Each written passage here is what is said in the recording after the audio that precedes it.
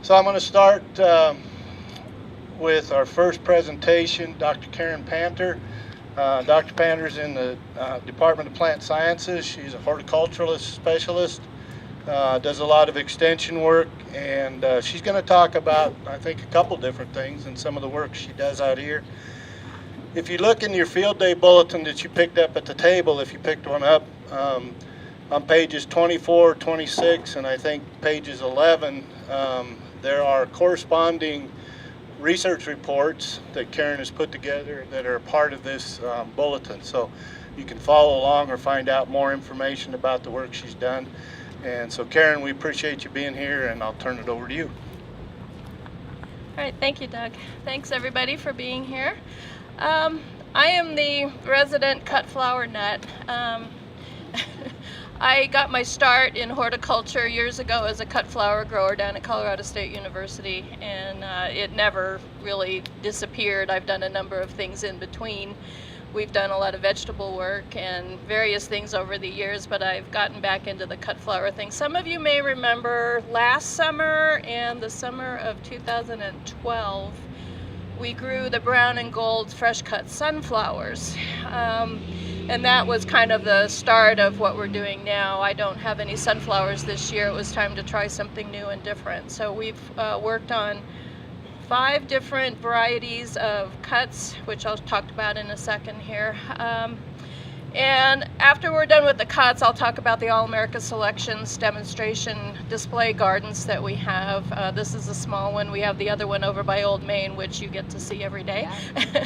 And I'll talk about that in a few minutes. So, the high tunnels and the greenhouse behind you are where the cut flowers are located. You're more than welcome to wander in and out of here and inside the greenhouse.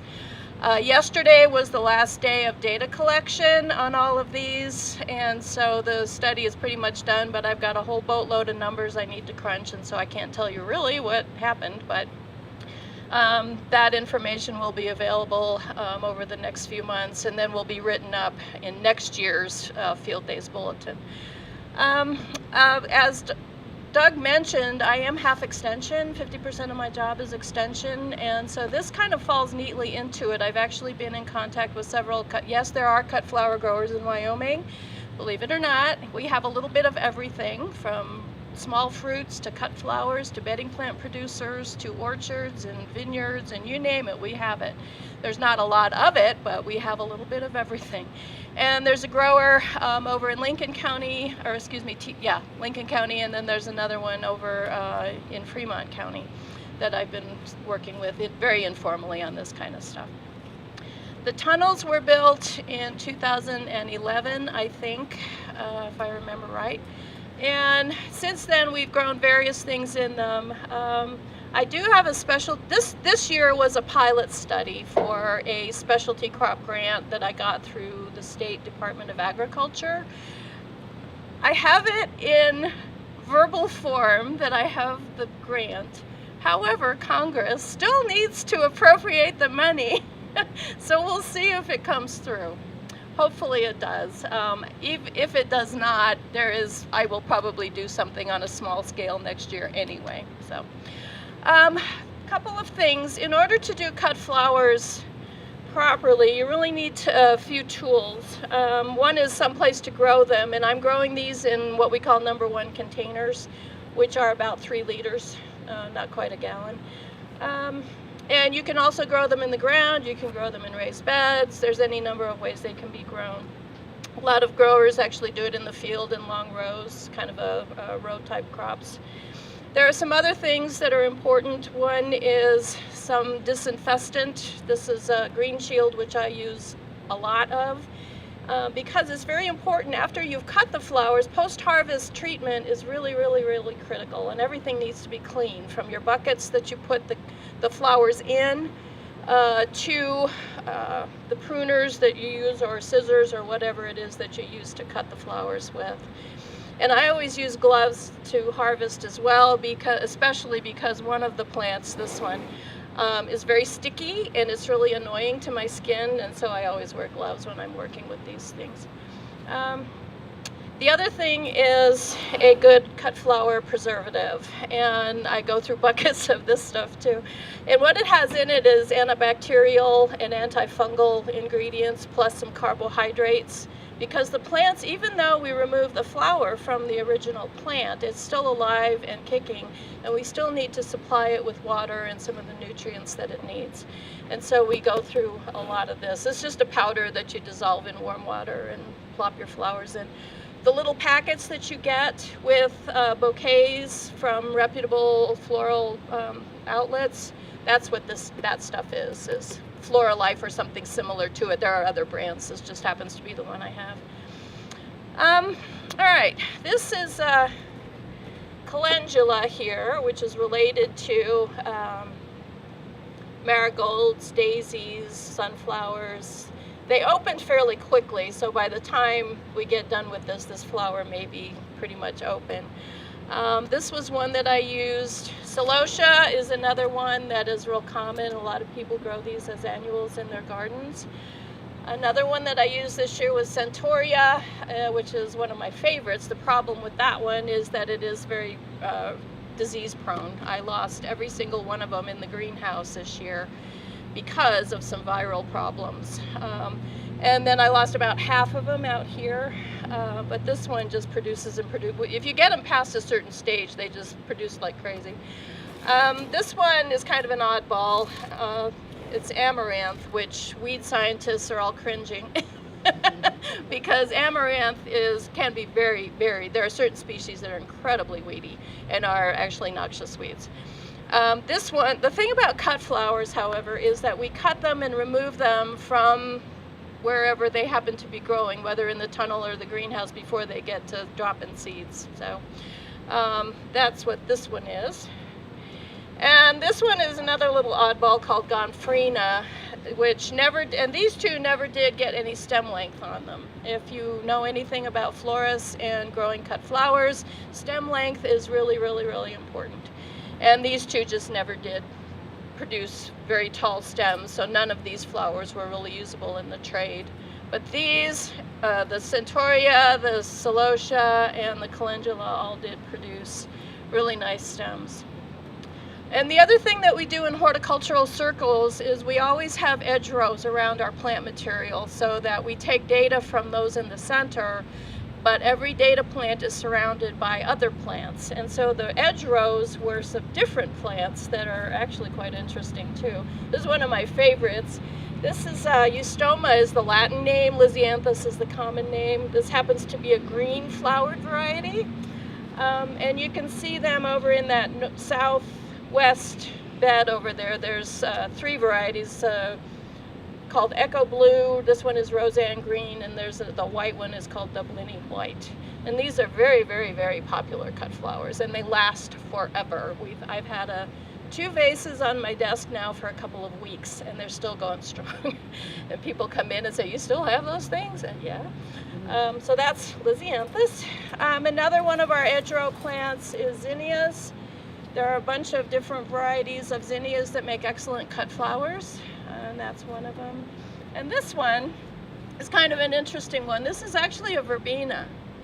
And if any of you are gardeners and know the garden annual type of Verbena, the flowers are similar, but the plant is a very different creature. But this is another one that really fills out nicely, and the extras I put in that northeast bed over there so you can see what they look like. When you're growing cut flowers, you don't necessarily see a whole lot of color when you walk into the greenhouse or the field or the high tunnel, because you're cutting them before they're fully open. And that actually depends on the species when you have to cut them. One of the reasons that things like roses are so expensive is that they are cut twice a day. Most people don't realize how much labor and attention goes into producing a cut flower, but virtually everything is done by hand. And roses have to be cut twice a day because you have to catch the flower at just the right point of opening. Otherwise, it won't open at all if it's too tight. Or if it's too open, the consumer has like 3 days of vase life, which doesn't go over very well. So it's very much a science as to when to know when to cut these things. And it's also helpful to know a little bit about plant anatomy. There is an art to these, as you might know just from working with the florist trade, but there's also a science in knowing where to cut. What you have to do is have a decent stem so that you can sell it. The other thing is important is what's left behind on the plant, because if you cut too much, you remove any of the axillary buds that might develop into the next flower. So it's very important to walk down the stem and get down to a point where you can see that there is another shoot ready to develop into the next flower so that you have continuous harvest. For example, on this one, I've cut it down here so that there's actually a couple of new shoots that will develop into the next flowers for harvest later on. The calendula is basically the same idea. The stems on these things have gotten pretty short over the summer. And so each individual flower is cut by looking to see what you're leaving behind and making sure you leave enough behind on the rest of the plant for future development. So that's a real trick, and every flower is different. The Centaurea is actually pretty easy. You can cut it pretty tight. The flowers can be pretty tight, and you can actually cut down to a couple of nodes without much problem, and they'll go ahead and grow and develop. This, believe it or not, these seeds were sown in December. It took them forever to do anything. I finally cut the first flower off them in July. So this one, I love it, but if you see Lisianthus in the trade and it's like $5 a stem, now you know why. So, any questions on cut flowers and production? Yeah.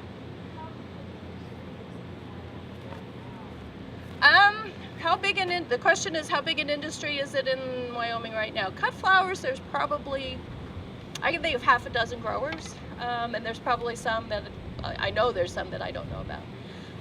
So it's a small industry, but it's growing, pun intended. And that's part of the idea, is to let potential producers know of certain niche crops that they can grow without a lot of expense. Once you got the tunnels up, it's pretty, and all of these can be grown in the field as well. You don't even need a structure. The nice thing about these is with hail and wind and rain, they are protected. So, but that's a good question. Anything else? Yes, Jim.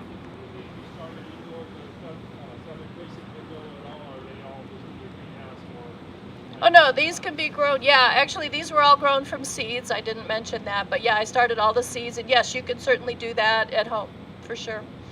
These are all varieties that are readily available. Actually, the 5 that we took data on, these 5 are all touted and recommended as cut flower types because of theoretically long stems. These 2 didn't do that, but the other 3 did. And so look for cut flower types that are, and many seed companies produce seeds of varieties that make excellent cut flowers.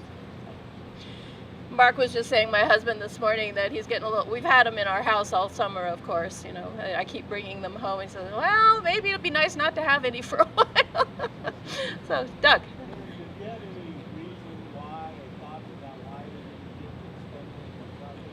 That's a good question too. The question is, why, do we have a reason why these 2 in particular didn't produce very long stems? Some of it has to do with temperature. This one really likes warm night temperatures, Gomphrena, in order for it, which we don't have. For us, a 60-degree night temperature here is unheard of, and that's usually what these guys like. This one is actually photoperiodic, meaning that it responds to day length, and the day lengths, it did produce a lot of stems, but they were all very short. So this one, if I wanted to get any stem length on it, I would have to use lighting in order to get the stems tall, and then turn off the lights, and then they would become reproductive. And I could do that in the greenhouse. I don't have a way to do that in the high tunnels. So. Anything else? All right, stay tuned for next year. I probably won't grow these 2 next year, but the other 3 most likely, hopefully the money comes through, we'll see. Congress in its infinite wisdom is not terribly functional at the moment, so we'll see what happens with that, with those dollars. The budget is coming up here fairly soon. They're going to have to make some hard decisions as far as research funding and things like that. So. All right, let's switch gears. The other thing I wanted to talk about is the display gardens, the All-America Selections. All-America Selections is an international group. It's a nonprofit that basically highlights the best of the best annuals, perennials, and vegetables in the United States and Canada every year. We are a display garden, meaning that we don't do any evaluations or anything. We just show people what the best All-America Selections varieties are. Bunch of them are over here. The main All-America Selections display garden is on the west side of Old Main. On the north, there's a path that goes east-west right from that west door. And the All-America Selection stuff is on the north side. The south side is the universities. I used to have both sides, but it just got to be too much to handle. Speaking of which, I had the help of my horticulturist husband this summer, because actually last year too, he has been the one who has gone over there on his bicycle with his hoe and everything virtually every Friday to take care of the All-America Display Garden over by Old Main. So thank you, Marco. He's a horticulturist too, and he's a landscaper, and he said, oh, I can do that. And once you've got it started, and you get the weeds under control, it's not too hard to spend an hour every week or 2 to keep it under control. So thank you very much, Marco. Anyway, so that's what that is. And I don't get to pick the varieties. A lot of people say, well, why did you keep picking the same thing every year? Well, I don't get to pick them. They send us the seeds or the plants. There's a few of them that are grown from cuttings, vegetative stem cuttings, and they send us those. So we don't get to pick and choose. The only thing I can choose is whether to do ornamentals or vegetables or both. And I used to do both, but the vegetables quickly got out of hand, and the west of Old Main is not the greatest place for vegetables, so we don't do that anymore. I just leave it to the ornamentals, the annuals, and some perennials. These are the Lisianthus I was telling you about that were sown. The seeds were sown in December, and you can in the cut flower part of what I do, they don't get this open because they don't have any vase life left. But this one is purple. Sorry, but they call it Echo Blue, and then the Dublini White. And I really like the green one, but as you can tell, we've lost quite a few of those. People seem to like the Rudbeckia, the one right in the middle there, the brown and gold, which is also in the ore cart by the front door. This is a Penstemon that is just fantastic. We've had it for several years on All-America Selection, and it just does really well. It's not a hardy Penstemon. We have to use it as an annual here. It will not overwinter. Most of the Penstemons will, this one won't. But it's also a hybrid, so it's a little different creature. But you can also see some of the other cuts that I use that look very different here than they do in a cut flower situation. The Verbena on that by Dave up there by the sign goes to town, and the stuff we have, a couple of plants at home, and they're 5 feet tall. So, and then there's some Centaurea there, the cornflower. Let's see what else have we got that's kind of interesting. The Amaranth, which you can tell it just doesn't look cut flowery to me. But how many million seeds do you suppose are in in each one of those flower heads? So I'm going to probably use a pre-emergent next year, so I don't have to be weeding all summer long. And then the rest is just some fill that we use for color. The Dianthus over here has actually overwintered. This batch here and the Jolt Pink, the bright pink there, have overwintered for at least 2 years. I think this might be the 3rd season for them. But they do quite well as they're actually sold as an annual, but they are perennial here. So. I started these seeds, well, aside from this batch here, those were started in December. Everything in that bed, everything in this bed, and most of the stuff in that bed were all started in March. So I started them earlier, but they didn't get planted out here until the first week of June. It's just too iffy. One year we did plant out here June 8th, and that was, what, 3 years ago, and we had a nasty freeze June 8th, and we lost everything. And I didn't have very much extra, so that year was pretty lean. But this is, check out the stuff over by Old Main, because there's these things plus a whole bunch of other ones over there. So if you happen to have a few minutes, stroll by and see. And on the sign, there is also a QR code. So if you're interested in going to the All America Selections website, I think that one's kind of faded. It may not work very well, but there is a new sign over by Old Main that has a QR code that you can use to go directly to the website for All America Selections. Little random purple, little tiny purple thing. Those are ornamental peppers. Oh, it looked like yeah, a pepper, it's the sign's over here. Huh. They got dwarfed by the calendula and the rudbeckia, unfortunately. But those are little ornamental peppers, and they never get more than 6 or 8 inches tall because it's not warm enough here. Night temperatures are crucial for most horticultural crops. Day temperatures are important, but night temperatures are really what floats the boat. So our night temps just aren't that warm. So that's why they stayed short. Anything else? Yeah, Anwar. How much it cost to make a bait like that? Ryan, do you remember? Is Ryan out here? They were bought through, oh geez, they've been out here, what, 4 or 5 years now? I don't remember. It's not really expensive, right? No, they're kits. Yeah, you can. I think they were bought probably through Farm Tech. The thing about the raised bed themselves, you can kind of see how they're bowed out in the center, and you can build them higher. You can build them however high you want, but I wouldn't go any higher simply because with more soil in them, they just bow out. So you'd need even more support in the center. But that's the only issue we've had with them. They've held up beautifully, but it's just that plastic lumber, T-Rex stuff. It's great. It's real easy to work with. It will last way longer than most of us will be on the planet. So